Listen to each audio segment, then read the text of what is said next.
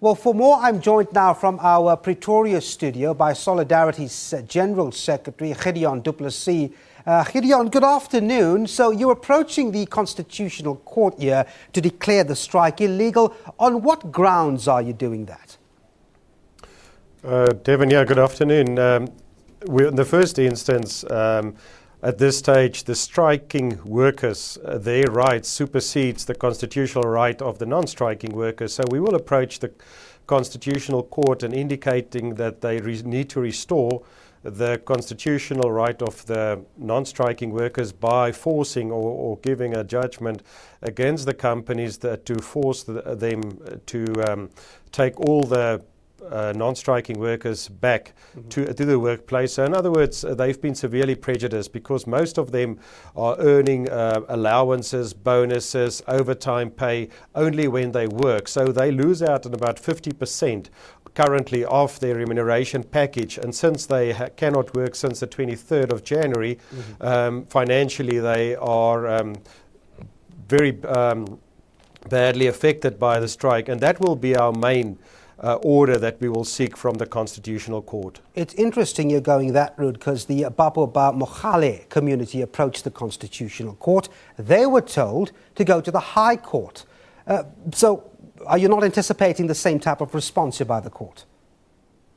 Well, Devin, that's the first hurdle we need to cross, is to bring an application to the Constitutional Court as the so-called court of first instance. If they accept that, then the next step will be to bring an application on urgency so that they can hear the matter on an urgent basis. So there are those two hurdles we need to cross, but we are fairly confident. In the first instance, definitely there are constitutional rights that's been infringed. Secondly, it's a national interest. And the third instance, with the high levels of violence and intimidation preventing people from going to work, the rule of law is under pressure. So we are fairly confident, and our legal team is fairly confident that we will be able to get over these hurdles. And we've also consulted with the employers today, and we also don't see that we will get a lot of resistance from them should we go down this avenue, hopefully as soon as possible. I was going to ask you the next question. When exactly are you filing that application?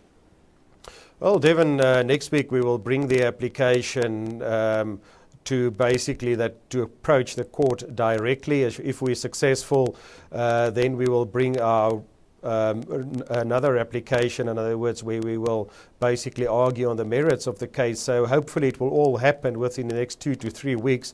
But our target date is for it to happen before the end of the month, because every day that we drag it out, the worse the situation gets, because we're sitting with a human or humanitarian tragedy more than a labour relations dispute at this stage. You mentioned meeting with the platinum producers this morning. What sort of response did you get with your decision to go to court?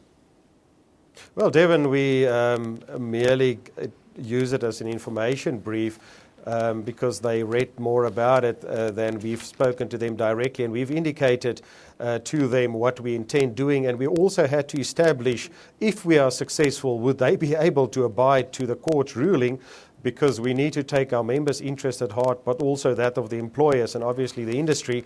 But so far, in all the discussions we had with Lonman and Implats, we will speak to Amplats this afternoon, but those two companies have indicated their understanding, and we also don't see that they will get there will be opposition from their side, because it's also in their best interest and the country as a whole. All right, we're going to have to leave it there. Thanks very much indeed. Solidarity's General Secretary, Gideon du Plessis, thanks indeed for your time.